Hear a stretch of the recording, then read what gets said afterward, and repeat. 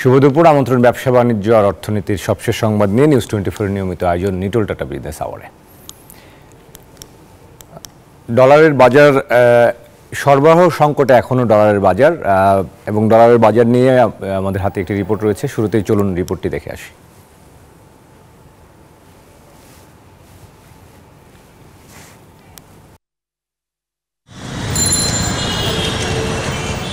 গত ৮ মে ডলারের দাম ও ব্যাংক ঋণের সুদহারে বড় পরিবর্তন আনে বাংলাদেশ ব্যাংক। আন্তর্জাতিক মুদ্রা তহবিল IMF-এর শর্ত বাস্তবায়নে ডলারের দাম ১১০ টাকা থেকে ১ লাফে ৭ টাকা বাড়িয়ে ১১৭ টাকা করা হয়, যার প্রত্যক্ষ প্রভাব পড়েছে ডলারের বাজারে। মতিঝিলের একাধিক মানি এক্সচেঞ্জ হাউস ঘুরে দেখা যায় বোর্ডে বিক্রি দাম ১১৮ টাকা ৫০ পয়সা লেখা থাকলেও সেই দামে মিলছে না ডলার। গোপনে ১২১ থেকে ১২২ টাকায় চলছে লেনদেন। পর্যাপ্ত ডলারও মিলছে না এক্সচেঞ্জ হাউসগুলোতে, জানিয়ে ব্যাখ্যাও দিল মানি এক্সচেঞ্জ অ্যাসোসিয়েশন। মানি চেঞ্জারদের জন্য ওই ২.৫% প্রণোদনা সহ রেটটা নির্ধারণ করে দেওয়া হয়। ওইটার উপরে যদি কোলিং প্যাক ধরুন ২০ টাকা নির্ধারণ করলো আর ১ টাকা কম বেশ করে ক্রয় বিক্রয় হলো কোলিং প্যাক সিস্টেমের যেটা, তাহলে সেই ক্ষেত্রে তো বাজার আস্তে আস্তে স্থিতিশীল হয়েই যাবে। দেখি এখানে ডলার অনেক সংকট আর কি। আমি এখানে আশপাশে অনেক খোঁজাখুঁজি করতেছি কিন্তু ডলার পাইতেছি না আর কি। আমদানি স্বাভাবিক রাখতে বাড়তি দামেও ডলার কিনছেন অনেক ব্যবসায়ী। এরপরও এলসি জটিলতায় পড়ছেন অনেকেই। এক্ষেত্রে কেন্দ্রীয় ব্যাংকের নীতি পদ্ধতি নিয়ে অভিযোগ এই ব্যবসায়ী নেতার। মূল সমস্যাটা হচ্ছে যদি ডলার থাকেও সেটা ইচ্ছে করে মানুষ প্রকাশ্যে সাপ্লাইটাকে অ্যাভেলেবল করছে না, because of the speculative market. কেন্দ্রীয় ব্যাংক নিয়ে যখন স্পেকুলেশন করছে সেখানে মানুষ ধরে বসে থাকে। এটার একটা ডিরেক্ট এফেক্ট পড়ছে আপনার রেমিটেন্সের সময়। রেমিটেন্স কমে যায় মাঝে মাঝে, কেন? বিকজ তারা খবর পেয়ে যায় যে ডলারের দাম বাড়বে। উচ্চ মূল্যস্ফীতি নিয়ন্ত্রণ ও সামষ্টিক অর্থনীতিকে স্থিতিশীল রাখতে যে কোনো মূল্যে বিনিময় হার সহনীয় রাখার পরামর্শ এই অর্থনীতি বিশ্লেষকের। ১২৫-১৩০ হয়ে যেতে পারে, এই ধরনের গুজব আছে বাজারে। তো সেই সব কারণে একটা হোল্ডিং টেন্ডেন্সি থাকবে এই সময়টা। সেই জন্যই আমি বাংলাদেশ ব্যাংকের উদ্দেশ্যে উপদেশ বলবো যে এটা বাজারে কিছু ডলার ছাড়তে হবে এই সময়। দুবাই ভিত্তিক কিছু সিন্ডিকেশন ডেভেলপ করে গেছে এবং তারা সরাসরি ব্যাংকের সাথে নেগোশিয়েট করে তারা তাদের রেট ঠিক করে। এবং এই 3% যে ইনসেন্টিভ আছে এটাও একটা ডিস্টরশন। এই ডিস্টরশনটা তুলে দেওয়া উচিত। যদিও কেন্দ্রীয় ব্যাংক জানিয়েছে পর্যাপ্ত ডলার রয়েছে বাজারে। নতুন নীতি পদ্ধতির সুফল মিলবে খুব শিগগিরই। বাবু কামরুজ্জামান, নিউজ 24, ঢাকা। দর্শক, আমরা রিপোর্টে দেখছিলাম যে ডলারের দাম বাজারের উপর ছেড়ে দেওয়া হলেও কাটছে না সরবরাহ সংকট, এবং এক্সচেঞ্জ অ্যাসোসিয়েশনও কিন্তু তারা বিনিময় হার নিয়ে বলছেন যে ক্রলিং প্যাগের যে পদ্ধতি সেটি চালু করা হলেও রেমিটেন্সের যে প্রণোদনা সেটি নিয়ে এক ধরনের জটিলতা তৈরি হচ্ছে। এবং এই বিষয় নিয়ে আসলে আজকে আমরা আলোচনা করতে চাই। সংবাদ বিশ্লেষণে আজকে আমাদের সঙ্গে সময় দিয়েছেন ডক্টর আহসান এইচ মনসুর, নির্বাহী পরিচালক PRI। আমরা স্বাগত জানাতে চাই আমাদের অতিথিকে। এবং আজকের যে আলোচনার বিষয় ডলারের বাজার স্বস্তি ফিরছে কি, এই শিরোনামে আমরা কথা বলতে চাই। নিটোল টাটা বিজনেস আওয়ারে স্বাগত জানাচ্ছি ডক্টর মনসুর আপনাকে। আমরা আসলে শুরুতে রিপোর্টটি দেখছিলাম, সেখানে সাধারণ যারা ডলার কিনতে গিয়েছেন বা স্টেক হোল্ডার রয়েছেন, এর বাইরেও এক্সচেঞ্জ অ্যাসোসিয়েশনের একজন কথা বলছিলেন। আপনার কাছ থেকে আসলে শুরুতে যে প্রশ্নটি করব, আমরা দেখছি যে ডলারের এখনও এক ধরনের চাহিদা অনুযায়ী আসলে যোগানে বড় ঘাটতি রয়ে গেছে, যে কারণে এখনও কিন্তু এলসি সেটেলমেন্ট করতে গিয়ে ব্যবসায়ীরাও অভিযোগ করছেন তারা জটিলতায় পড়ছেন। তারা যে দরে পাচ্ছেন সে দরেই নিচ্ছেন, কেননা চাহিদা যেহেতু বেশি। এইরকম বাজার ভিত্তিক করার পরেও এখনও আসলে এই পরিস্থিতি রয়েছে। তো এটি কি আসলে কিছুটা সময় লাগতে পারে? আপনার কাছে কি মনে হয়?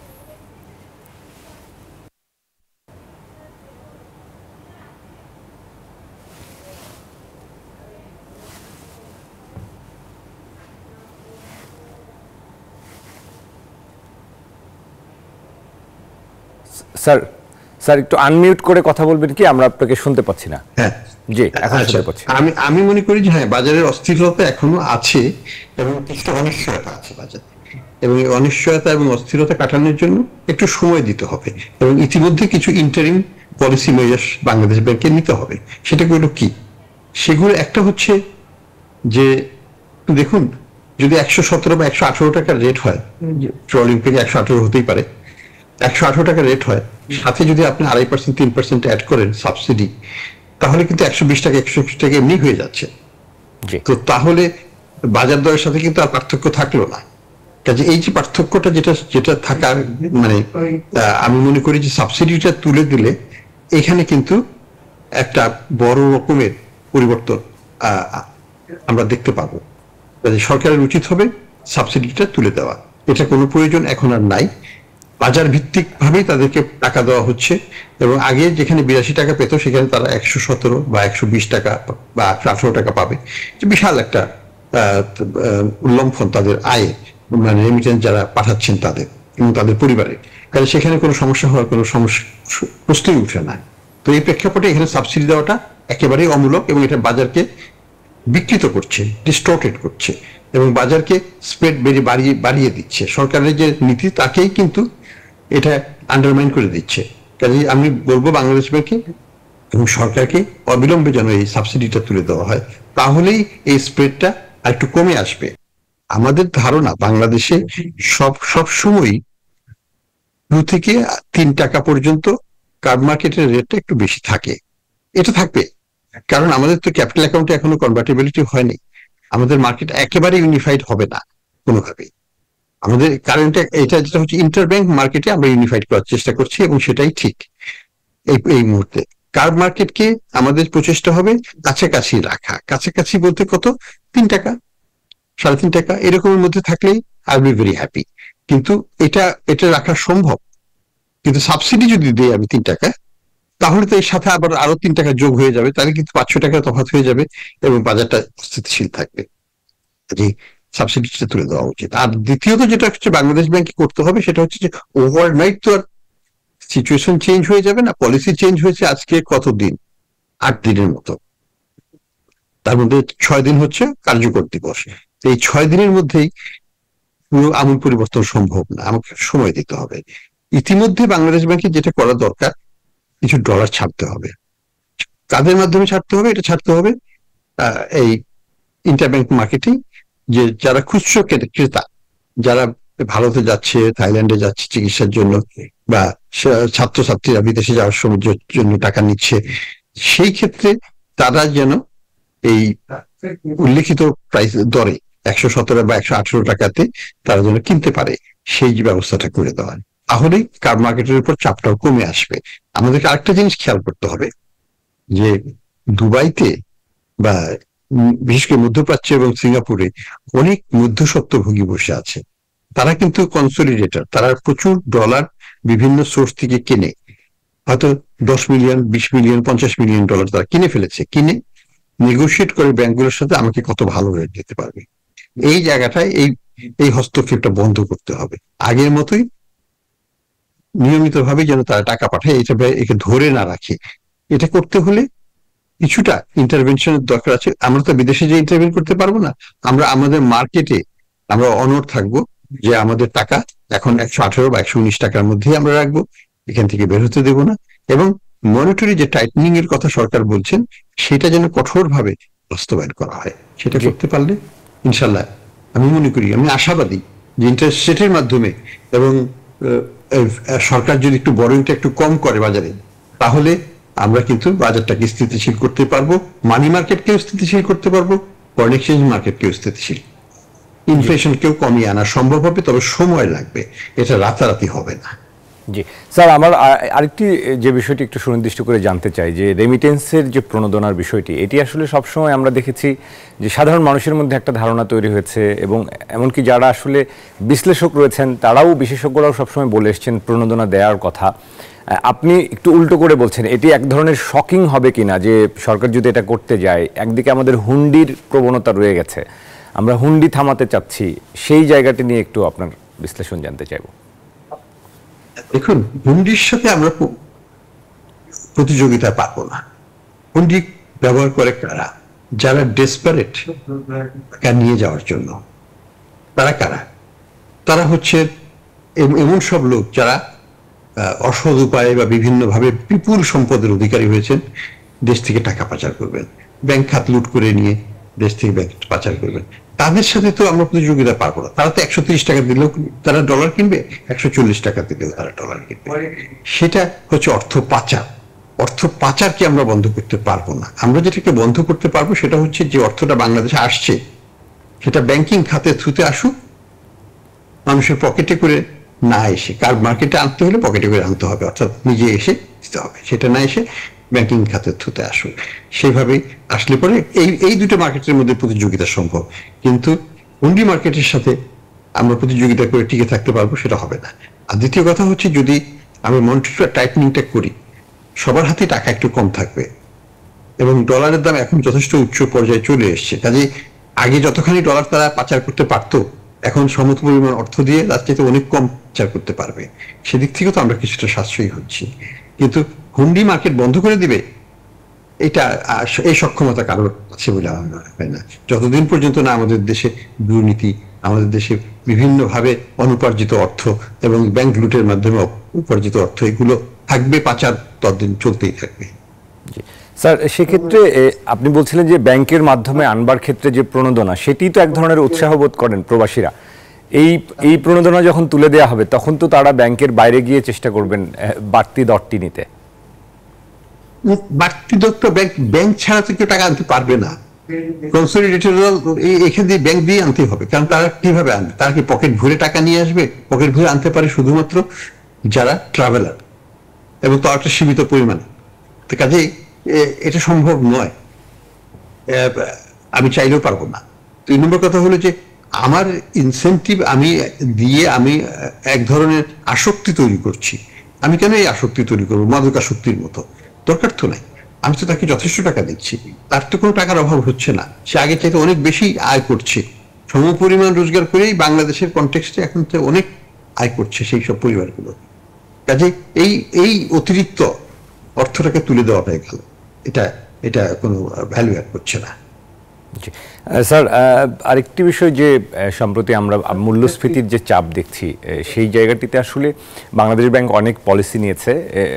আপনি বলছিলেন যে একটু সময় লাগবে, সেক্ষেত্রে আমাদের উচ্চ মূল্যস্ফীতির জন্য আর কোনো বিশেষ উদ্যোগ নেওয়ার প্রয়োজনীয়তা আছে কিনা, বা আমরা আসলে মূল্যস্ফীতির চাপটা তো অসহনীয় হয়ে যাচ্ছে, খাদ্য মূল্যস্ফীতি 10% পার হয়ে গেছে। সেটি তো আসলে সাম্প্রতিক একটা জরিপে আমরা দেখলাম, WFPর যে প্রতিবেদন, সেখানে মানুষ আসলে কি পরিমাণ তারা আসলে সঞ্চয় ভাঙছেন, 13% মানুষ তারা সঞ্চয় ভাঙছেন, তারা চিকিৎসায় শিক্ষায় খরচ কমিয়ে দিয়েছেন। এরকম একটি সময়ের মধ্য দিয়ে আমরা যাচ্ছি। একেবারে 100% কারেক্ট যে মানুষের কষ্ট হচ্ছে, এটা নিয়ে কোনো দ্বিমতের কিছু নেই। কিন্তু এই জিনিসটা যে আমরা যে বর্তমানে যে অবস্থাটা আছি, এটা তো একদিনে হয়নি, এবং এটা সমাধান, রেডিক্যাল কোনো সমাধান করতে যাওয়াটা যুক্তিসঙ্গত হবে না। আমি বাজারে যে দাম কমিয়ে দিলাম, দাম ফিক্স করে দিলাম, এগুলো করে কোনো লাভ হবে না। আমাকে কার্যকরভাবে অপারেট করতে হবে আমার নীতিগত পলিসিগুলোর মাধ্যমে, অর্থাৎ মনিটারি পলিসির মাধ্যমে, ফিসক্যাল পলিসির মাধ্যমে। আমাকে ডিমান্ড কম্প্রেশন করে বাজার ব্যবস্থার মাধ্যমেই এটাকে করতে হবে। তো সেই জন্য আমি বলবো যে হ্যাঁ, আমাদের দেরিতে হলেও এখন সরকারের পলিসিটা কিছুটা বা বহুলাংশে অ্যালাইন্ড হয়েছে ইনফ্লেশন কন্ট্রোলের দিকে, এটা কাজ করবে বলে আমি আশাবাদী। কিন্তু সময় তো দিতে হবে।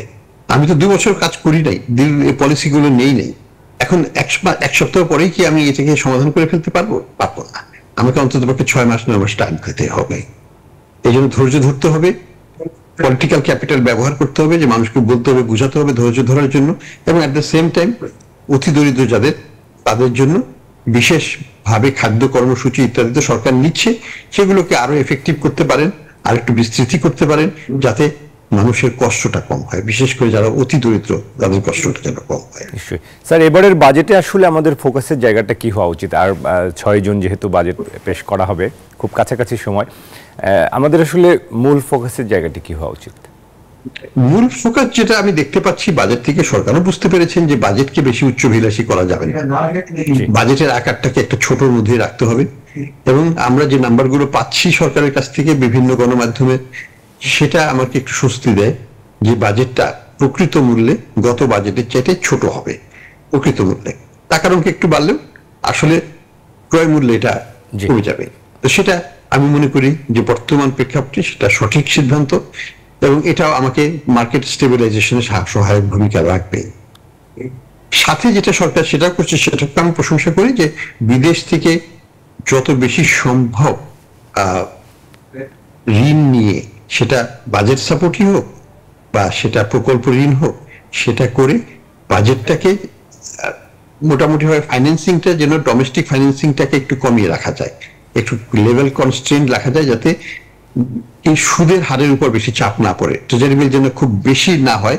তাহলে বেশি টাকা যদি সরকারি নিয়ে নেয় তাহলে তো 1 নম্বর ব্যক্তি খাতের জন্য টাকা থাকবে না, ব্যাংকিং খাতে ঋণ থাকবে না, আর 2 নম্বর অসম প্রতিযোগিতা হবে, সরকার সাথে তো ব্যক্তি খাত কম্পিট করে পারবে না, এবং অসম প্রতিযোগিতা সরকারের এবং সবার জন্য সুদের হারটা বেড়ে যাবে, এবং সেটা কাম্য নয়। আমরা চাই সুদের হার একটা রিজনেবল লেভেলে থাকুক।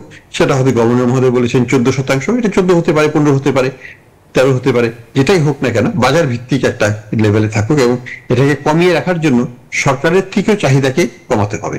ব্যক্তি খাতের চাহিদাটা এমনি কমে আসবে যখন সুদের হার উচ্চ পর্যায়ে থাকবে। স্যার, সুদ হার বাজার ভিত্তিক করা হয়েছে, কিন্তু আবার যখন বলা হয়েছে বিসিসিআই দেখা করলেন গভর্নরের সাথে যে 14% পার হবেন না, এটাকে আসলে কিভাবে দেখেন? এই যে আবার বেঁধে দেওয়া বা 14 পার হতে পারবে না, বা আমি আশা করব যে এটা গভর্নর সাহেব মিন করেছেন যে উনার ধারণা যেটা 14 পার হবে না, সেটা সেইভাবে থাকুক। এখানে হস্তক্ষেপ যেন বাজারে না করে বাংলাদেশ। কিন্তু স্যার, পরিচালন খরচ তো বেড়ে যাচ্ছে, ব্যবসার খরচ তো বেড়ে যাচ্ছে, এই যে সুদ হার বেড়ে যাওয়া, ব্যবসায়ীরাও তো এক ধরনের চাপে পড়ছেন। সুদ হার বাড়লে ব্যবসার খরচ বাড়বে, কোনো সন্দেহ নেই, আমদানি খরচ বাড়বে, কোনো সন্দেহ নাই। সেগুলোকে মেনে নিয়েই আমাদের এই পলিসি বাস্তবায়ন করতে হবে। এই পলিসির মাধ্যমে কিন্তু প্রবৃদ্ধি যে বিশাল হবে তা নয়, এখানে আমাকে মার্কেটটাকে, বাজারটাকে, ইকোনমিটাকে কনসলিডেট করতে হবে, অর্থাৎ স্টেবিলাইজ করতে হবে। রোগীকে স্টেবিলাইজ করে তারপরে রোগীকে বলতে হবে এখন একটু হাঁটুন। স্টেবিলাইজ করার আগে কিন্তু তাকে হাঁটতে দেওয়া বা দৌড়াতে দেওয়া যাবে না। তো আমাদের অর্থনীতির অবস্থাটাই এখন, অর্থনীতিকে একটু সেবা শুশ্রূষা করে বিছানায় শুয়ে রেখে তারপরে একটু সুস্থ হলে তাকে আমরা হাঁটতে দেবো, চলতে দেবো, দৌড়াতে পারবে, কিন্তু সুস্থ না হলে তো দৌড়াতে পারবেন। কাজে আমি বলবো যে একটু ধৈর্য ধরতে হবে। এই বছর ইকোনমিক প্রবৃদ্ধি কম হবে, বিনিয়োগ কম হবে, আমদানি কম হবে, সবই কম হবে, কিন্তু তার মধ্যেই আমরা স্টেবিলাইজেশনটা অ্যাচিভ করতে পারবো বলে আশাবাদী। কিন্তু রপ্তানিটা যেন কম না হয়, কারণ রপ্তানির জন্য যথেষ্ট ইনসেন্টিভ দেওয়া আছে এক্সচেঞ্জ রেটের মাধ্যমে। রেমিটেন্সের ক্ষেত্রেও যেন কম না হয়, কারণ রেমিটেন্সের ক্ষেত্রে যথেষ্ট ইনসেন্টিভ আছে এই এক্সচেঞ্জ রেটের মাধ্যমে। কাজে আমরা আশা করবো এই দুটো জায়গা থেকে যদি ফ্লোটা ঠিক থাকে, আর বাকিটা এক্সচেঞ্জের পলিসি এবং demand compression, demand management, monetary tightening এবং ফিসক্যাল টাইটনিং এর মাধ্যমে করা হলে বাজারটা সংযত হয়ে আসবে, স্টেবিলাইজ করবে। জি স্যার, এইভাবে পৃথিবীর সব দেশ করছে, আমাদেরও করতে হবে। জি স্যার, বৈশ্বিক যে প্রেক্ষাপট, তাতে করে বাংলাদেশের টিকে থাকাটা এখন একটা মূল চ্যালেঞ্জের কথা বলছিলেন। এই অর্থ বছরটা তার মানে আমাদের এক ধরনের টিকে থাকার সংগ্রাম, এবং সার্বিকভাবে আমাদের আসলে ডলারের বাজার এবং সার্বিক যে সামষ্টিক অর্থনীতির যে চাপ, আপনি কি দেখছেন যে এটি আসলে কতটা সময় লাগতে পারে আমাদের সেটি আরেকটু গতিশীল হতে, স্থির হতে? আমি আবারও বলবো, প্রথমে এই বছরটা আমাদেরকে স্থির হতে হবে, স্টেবিলাইজ করতে হবে। এই বছরে আমাদের 4-5% পরে প্রবৃদ্ধি হওয়াটা কঠিন হবে, অসুবিধা নেই, 5% প্রবৃদ্ধি কম নয় আমাদের জন্য। তারপরেও আমাদের পজিশন বাড়ছে 1%, আমাদের 4% করে মাথা পিছু যদি বাড়ে সেটা তো কম নয়। আমরা চাই এই আয়টা যেন ডলারের টার্মসেও ভালো আয় হয়, অর্থাৎ ডলারটাকে স্টেবল রাখতে হবে। ডলারটাকে স্টেবল করতে পারলে আমি কিন্তু ইনফ্লেশনকে কমিয়ে আনতে পারবো, এবং ইনফ্লেশনটা কমিয়ে আনলেই কিন্তু আমি ইন্টারেস্ট রেটও কমিয়ে আনতে পারবো। এই হোল প্রসেসটা কিন্তু আমাকে সময় দিতে হবে। এখানে 6-9 বা 1 বছরও লেগে যেতে পারে। সেটুকু দিয়ে আগামী বছরে আমরা আশা করব যে কনসলিডেটেড একটা পজিশনে, শক্তিশালী একটা অবস্থানে আমরা দাঁড়িয়ে থাকবো, একটু সংকুচিত অবস্থায় থাকবো, তো সেখান থেকে আমরা আবার সামনের দিকে এগোতে পারবো। নিশ্চয়ই স্যার, আমরাও সেটি প্রত্যাশা করছি। অনেক ধন্যবাদ জানাই আমাদের আলোচনায় আজকে সময় দেওয়ার জন্য। আজকের মতো বিদায় জানাচ্ছি, আবারও পরবর্তী অনুষ্ঠানে নিশ্চয়ই আপনাকে পাশে পাবো। ধন্যবাদ স্যার। Thank you. দর্শক, আমাদের সাথে যুক্ত ছিলেন ডক্টর আহসান এইচ মনসুর, নির্বাহী পরিচালক পিআরআই। কথা বলছিলেন ডলারের বাজার নিয়ে, পাশাপাশি সার্বিক সামষ্টিক অর্থনীতির নানা বিষয় নিয়ে। যাচ্ছে অন্যান্য সংবাদে। বিশ্বে অস্থিরতার প্রভাব পড়েছে বাংলাদেশের অর্থনীতিতেও। মূল্যস্ফীতি নিয়ন্ত্রণে সরকার কাজ করছে, এমনটা জানিয়েছেন প্রধানমন্ত্রী শেখ হাসিনা। সকালে বঙ্গবন্ধু আন্তর্জাতিক সম্মেলন কেন্দ্রে 11তম জাতীয় ক্ষুদ্র ও মাঝারি শিল্পের পণ্য মেলায় উদ্বোধনী অনুষ্ঠানে প্রধানমন্ত্রী বলেন, তরুণ প্রজন্মদের উদ্যোক্তা হিসেবে গড়ে তুলতে ক্ষমতায় এসে কাজ শুরু করেছে আওয়ামী লীগ সরকার। বিভিন্ন ক্ষেত্রে বেসরকারি খাতকে সুযোগ সুবিধা দেওয়া হয়েছে। প্রধানমন্ত্রী বলেন, শুধু পণ্য উৎপাদন করলেই হবে না, উৎপাদনের সাথে সাথে বাজারজাতকরণের দিকেও নজর দিতে হবে। বিদেশে বাংলাদেশের ব্যবসা বাণিজ্য প্রসার করাই হবে কূটনৈতিকদের প্রধান কাজ। দেশের শিল্প খাতে 100টি অর্থনৈতিক অঞ্চল করা হয়েছে বলেও জানান প্রধানমন্ত্রী। বিদেশি বিনিয়োগ চাই না, আমি দেশি বিনিয়োগ চাই। মাথা পিছু আয় আমরা কিন্তু আরো বৃদ্ধিও করেছিলাম। এর সাথে আবার যুক্ত হয়েছে, আপনারা দেখেছেন যে প্যালেস্টাইন গাজায় কিভাবে ইহুদিরা গণহত্যা চালাচ্ছে, তা এরপর পরিবহন, সঞ্চালন, বিদেশের প্রত্যেকটা জিনিসের দাম যেগুলো আমাদের আমদানি সবকিছুর দাম বেড়েছে, যার একটা প্রভাব আমাদের দেশে পড়ছে, যেটা মূল্যস্ফীতিতে বিরাটভাবে বাধা সৃষ্টি করছে, মূল্যস্ফীতি বৃদ্ধি পেয়েছে। যদি এটাকে আমরা আরো নিয়ন্ত্রণ করার আপ্রাণ চেষ্টা করছি, সেটা একমাত্র করতে পারবো যত আমরা নিজস্ব উৎপাদন বাড়াতে পারবো। দর্শক, নিউট্রাল বিজনেস আওয়ারের সময় হলো একটা বিরতির। ফিরছি শেয়ার বাজার আপডেট ও ব্যবসা বাণিজ্যের আরো খবর নিয়ে, সাথেই থাকুন।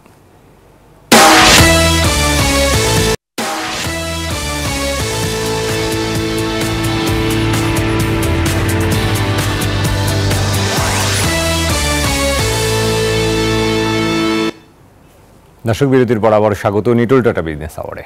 সাথে আছি বাবু কামরুজ্জামান।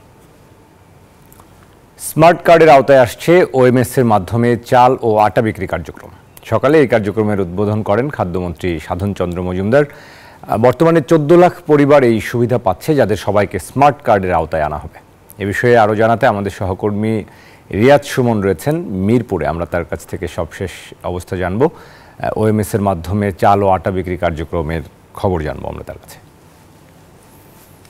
রিয়াজ সুমন, আশা করি শুনতে পাচ্ছেন আমাকে। এই সেবা কার্যক্রমে আজকে আপনি সকাল থেকে আসলে অবস্থান করছেন, যারা সুবিধাভোগী রয়েছেন তারা আসলে কি বলছেন? জি, আজকে সকালে এখান থেকেই মূলত যে ওএমএস স্মার্ট কার্ডের যে আওতায় আনার যে কর্মসূচি, সেটি কিন্তু এখান থেকে খাদ্যমন্ত্রী সাধন চন্দ্র মজুমদার উদ্বোধন করেছেন। এবং এরপরেই তিনি এখানে বলেছেন যে 14 লক্ষ মানুষ এই ওএমএস এর মাধ্যমে যে খাদ্য সুবিধা পেয়ে থাকে সারা বাংলাদেশে, অর্থাৎ অর্ধেক দামে যে খাদ্যপণ্য কিনতে পারে, চাল এবং আটা, সেটি যে কার্যক্রম রয়েছে সেটি অর্থাৎ 14 লক্ষ মানুষকে স্মার্ট কার্ডের আওতায় আনা হবে। এক্ষেত্রে তিনি যেটি বলেছেন যে অনেকেই আছে একাধিকবার এই স্মার্ট কার্ড না থাকাতে বা কোনো কার্ড না থাকায় একাধিকবার খাদ্য কিনে অনেকে কিনতে পারে না। সে কারণে আসলে একটি শৃঙ্খলার মধ্যে আনার জন্যই কিন্তু সরকার এই উদ্যোগটা নিয়েছেন বলে তিনি জানিয়েছেন। এবং এই চাল প্রতি কেজি 30 টাকা এবং প্রতি কেজি আটা 24 টাকায় বিক্রি করবে এবং একই পরিবারে একজন যাতে নিতে পারে সেই বিষয়টি লক্ষ্য করে তিনি এই সিদ্ধান্ত তারা নিয়েছেন। এবং প্রতি সপ্তাহে এই স্মার্ট কার্ড দেখিয়ে একটি পরিবার একবার করে এই খাদ্য এখান থেকে কিনতে পারবে অর্ধেক দামে। এবং এই সুবিধাটি যখন এখানে বলা হয়েছে, এখানকার যারা উপস্থিত যারা আছেন তারাও কিন্তু বিষয়টিকে সাধুবাদ জানিয়েছেন। বিশেষ করে যারা হতদরিদ্র বা নিম্ন আয়ের মানুষ, তারা কিন্তু এই পণ্যগুলো কিনে থাকেন। তারা বলেছেন এটি খুবই একটি ভালো উদ্যোগ সরকারের।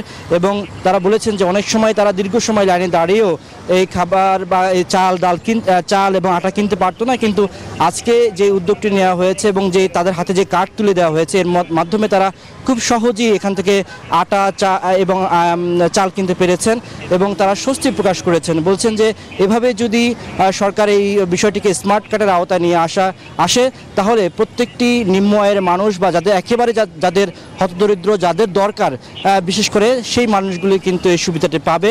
এবং এতে করে সরকারের যে উদ্যোগ বা যে লক্ষ্য যে নিম্ন আয়ের মানুষের মুখে অল্প মূল্যে খাদ্য সামগ্রী তুলে দেয়া, সেটি সফল হবে।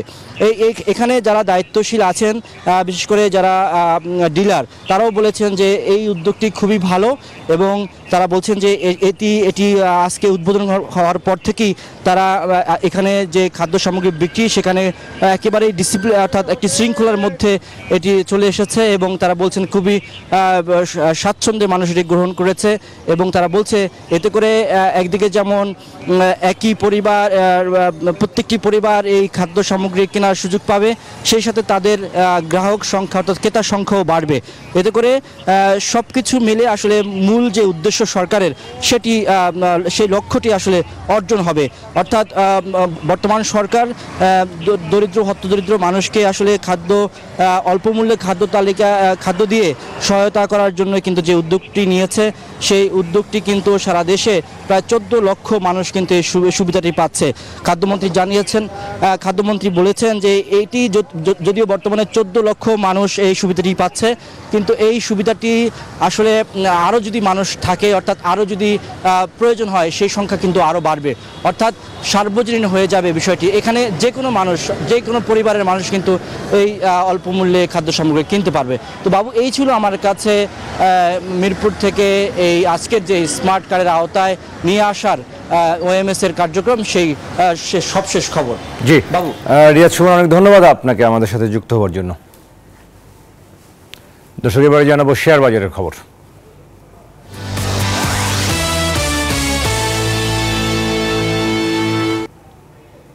সপ্তাহের প্রথম কর্মদিবস রোববার কিন্তু সবগুলো সূচকের পতনের মধ্য দিয়ে আজকে লেনদেন শুরু হয়েছে এবং আমরা দেখেছিলাম গত সপ্তাহেও বেশিরভাগ দিনই আসলে পতনের মধ্য দিয়েই গেছে এবং বাজারে নানা রকম ইতিবাচক খবর আসার পরেও, অর্থাৎ নতুন বিনিয়োগের খবর আসার পরেও, আইসিবির নতুন অর্থ পাওয়ার খবরেও বাজারে কিন্তু আসলে খুব বেশি স্বস্তি দেখা যাচ্ছে না, অর্থাৎ এক ধরনের অস্থিরতা দেখা যাচ্ছে। কখনো বাজার ক্রেতা শূন্য হয়ে পড়ছে, বড় পতন হচ্ছে। আজকের পরিস্থিতি আপনাদেরকে জানাবো ঢাকা স্টক এক্সচেঞ্জের ওয়েবসাইট থেকে। এই মুহূর্তের সবশেষ যে পরিস্থিতি রয়েছে, আমরা যদি দেখি একটু ঢাকা স্টক এক্সচেঞ্জের ওয়েবসাইট থেকে, সেখানে আমরা দেখতে পাবো যে প্রধান সূচক ডিএসসিএক্স, যেটি বলছিলাম যে সবগুলো সূচক কিন্তু নিম্নমুখী, কমেছে। প্রধান সূচক 75 পয়েন্ট কমে গেছে ডিএসসিএক্স, এবং সরিয়া সূচক সেটিও 18 পয়েন্ট কমেছে। বাছাই করা কোম্পানি নিয়ে গঠিত যে সূচক, সেটি কিন্তু 23 পয়েন্ট কমেছে, অর্থাৎ সবগুলো সূচকের পতন হয়েছে এবং বড় পতন আমরা দেখতে পাচ্ছি ডিএসসির প্রধান সূচকের। এখন পর্যন্ত বেলা 1:30 নাগাদ যে লেনদেন পরিস্থিতি আমরা দেখতে পাচ্ছি যে একেবারেই দাম বাড়ার তালিকায় নেই বললেই চলে। মাত্র 25টি শেয়ারের দর আজকে বেড়েছে এখন পর্যন্ত, আর কমেছে কিন্তু বড় সংখ্যক, অর্থাৎ 3 শতাধিক শেয়ারের দর কিন্তু কমে গেছে এবং অপরিবর্তিত রয়ে গেছে মাত্র 23টি শেয়ার ও মিউচুয়াল ফান্ড ইউনিটের দাম। সব মিলিয়ে আসলে আমরা যেটি দেখছি যে লেনদেনেও কিন্তু খুব গতি নেই। লেনদেনে আজকে আমরা মাত্র দেখছি 300 কোটি টাকার কিছু বেশি লেনদেন হয়েছে, 315 কোটি 16 কোটি টাকা এখন পর্যন্ত লেনদেন হয়েছে।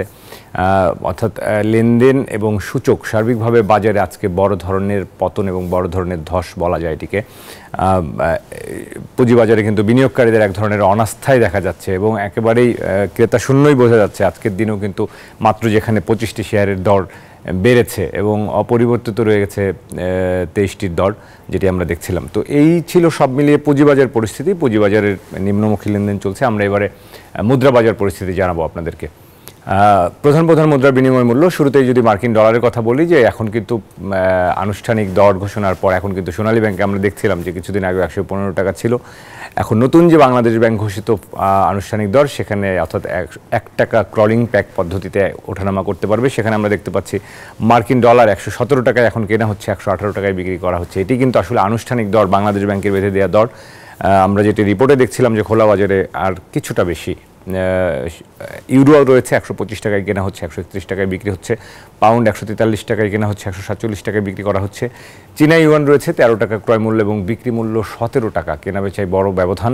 সৌদি রিয়াল 26 টাকায় কেনা হচ্ছে, 31 টাকায় বিক্রি করা হচ্ছে। যা ভারতীয় রুপি রয়েছে 1 টাকা 32 পয়সা ক্রয় মূল্য এবং বিক্রি মূল্য 1 টাকা 45 পয়সা। তো এই ছিল প্রধান মুদ্রার বিনিময় মূল্য। এবারে স্বর্ণের দর দেখে নেব আমরা আন্তর্জাতিক বাজারের সাথে সমন্বয় করে। গতকালও আমরা দেখেছি যে স্বর্ণের কিন্তু নতুন দর বাংলাদেশ জুয়েলার্স অ্যাসোসিয়েশন দর নির্ধারণ করে দিয়েছেন। 22 ক্যারেটের সব থেকে ভালো মানের স্বর্ণ আবারও আমরা দেখছি কিছুদিন আগে 1,18,000 টাকা ছুঁয়েছিল, সেটি কমে 1,12,000-এ গিয়েছিল। এখন আবারও কিন্তু 1,18,460 টাকা প্রতি ভরি 22 ক্যারেটের সব থেকে ভালো মানের স্বর্ণের দাম। আর যদি 21 ক্যারেটের স্বর্ণ কিনতে চান আপনি, তাহলে আপনাকে 1,13,000 টাকা খরচ করতে হবে। 18 ক্যারেটের স্বর্ণ কিনতে হলে 96,000 টাকা, প্রায় 97,000 টাকা খরচ করতে হবে। আর সনাতন স্বর্ণের দাম পড়বে 80,000 টাকা প্রতি ভরি, অর্থাৎ এক ভরি সনাতন স্বর্ণের দামও এখন 80,000 টাকা। এবং পাশে গ্রাম প্রতি দর কিন্তু রয়েছে, এক ভরি সমান 11.664 গ্রাম হিসেবে এই দর কিন্তু দেখানো হয়েছে। স্বর্ণের পর আমরা রূপার বাজার দেখে নেব। রূপার বাজার অনেকদিন ধরে অপরিবর্তিতই রয়েছে। 22 ক্যারেটের সব থেকে ভালো মানের রূপা আগের দামে, অর্থাৎ 1 ভরি কিনতে হলে আপনাকে গুনতে হবে 2098 টাকা। 21 ক্যারেটের রূপা কিনতে হলে খরচ করতে হবে 2005 টাকা। 18 ক্যারেটের জন্য বাজেট করতে হবে 1714 টাকা। আর সনাতন রূপার দাম পড়বে 1282 টাকা প্রতি ভরি। দর্শক, এই ছিল আমাদের কাছে স্বর্ণ, মুদ্রা এবং রূপার বাজারের সবশেষ আপডেট দরদাম। টোলটাটা বিজনেস আওয়ারে আরও একটা বিরতি নিব, ফিরবো দেশ ও বিশ্ব বাণিজ্যের খবর নিয়ে। আশা করি সাথেই থাকবেন।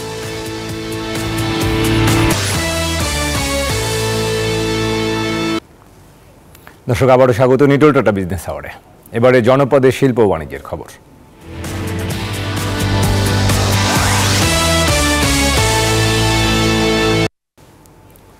কোরবানির ঈদ সামনে রেখে ব্যস্ত সময় পার করছেন বগুড়ার প্রায় 50,000 খামারি। বিগত বছরে ভালো দাম পাওয়ায় পশু লালন পালনে আগ্রহ বেড়েছে তাদের। তবে এবার খরচ বেড়ে যাওয়ায় কাঙ্ক্ষিত দাম না পাওয়ার শঙ্কা খামারিদের।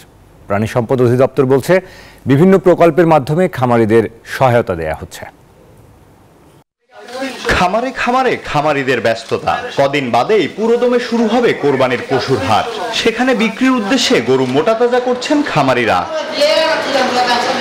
প্রতি বছরের মতো এবারও ভালো দাম পাওয়ার আশায় দেশি বিদেশি নানা জাতের গরু লালন পালন করেছেন বগুড়ার খামারিরা।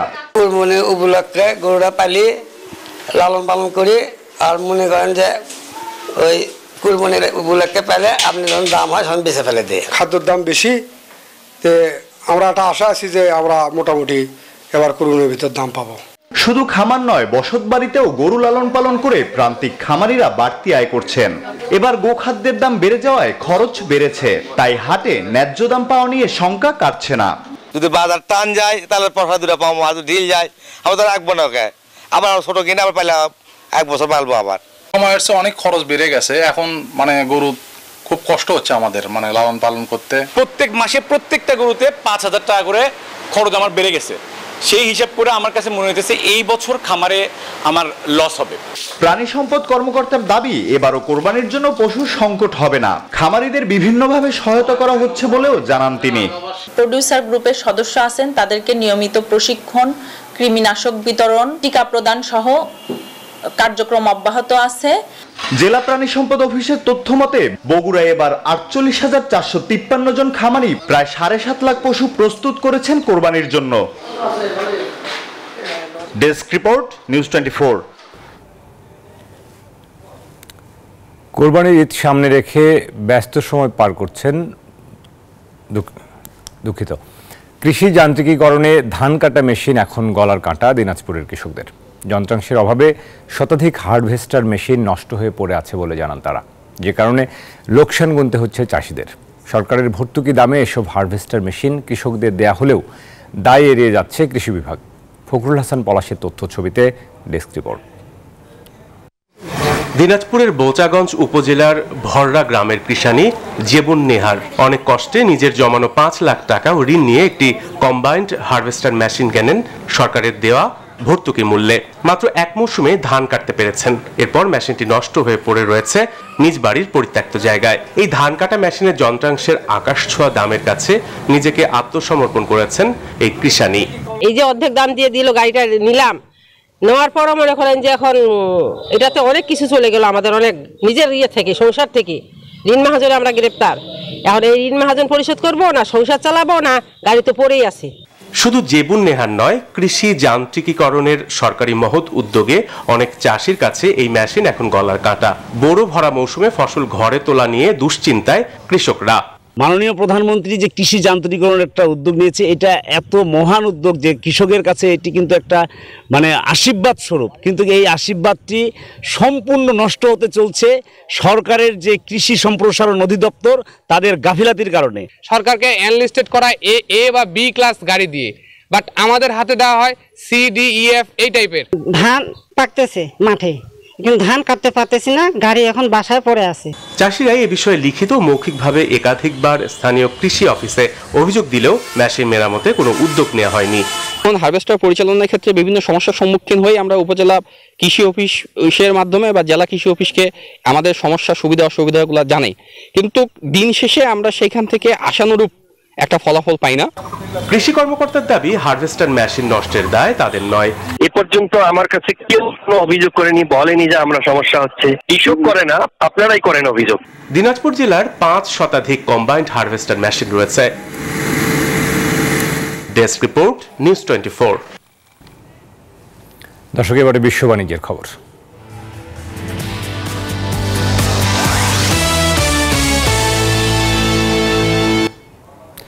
Payment card service visa incorporation লেনদেনের পরিষেবায় বেশ কিছু পরিবর্তন আনতে যাচ্ছে।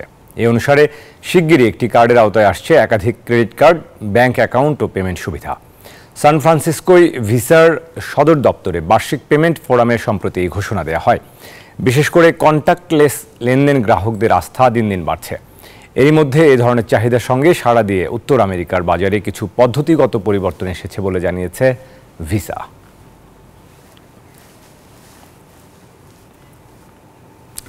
হাজারো ভিনদেশি কর্মী নিয়োগ দিচ্ছে ইউরোপের দেশ জার্মানি। দেশটির ক্ষুদ্র, মাঝারি ও ভারী শিল্প প্রতিষ্ঠানের জন্য কারিগরি বিষয়ে অভিজ্ঞ জনবল নেবে জার্মান সরকার।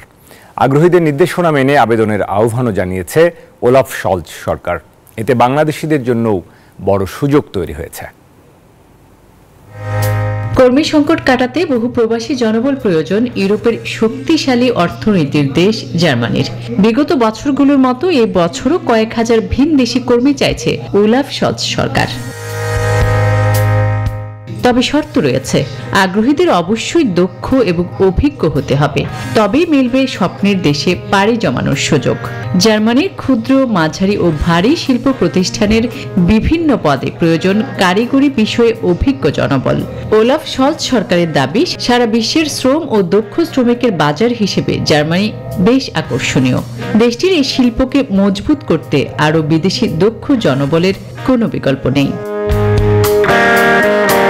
এতে বাংলাদেশিদের জন্য রয়েছে অপার সম্ভাবনা। তবে সেক্ষেত্রে সবার আগে জার্মান ভাষা শিক্ষা ও দালালদের খপ্পরে না পড়ে সঠিক নিয়মে জার্মান সরকারের নির্দেশনা অনুযায়ী আবেদনের পরামর্শ তাদের। জার্মানিতে কাজের অনেক সুযোগ, অধিক বেতন, উন্নত জীবনযাত্রার মান, কাজের অনন্য সুযোগ সহ নানান কারণে ইউরোপের এই দেশটি অভিবাসীদের কাছে আকর্ষণীয় গন্তব্য হয়ে উঠেছে। আসমাতুলি, নিউজ 24। দর্শক, এই ছিল নিটল টাটা বিজনেস আওয়ারের এখনকার আয়োজন। ব্যবসা বাণিজ্যের সবশেষ খবর ও খবরের বিশ্লেষণ জানতে চোখ রাখুন রবি থেকে বৃহস্পতিবার দুপুর 1টায় বিজনেস আওয়ারে। এছাড়া রাত 9টায় বিজনেস এক্সপ্রেস দেখার আমন্ত্রণ জানিয়ে শেষ করছি।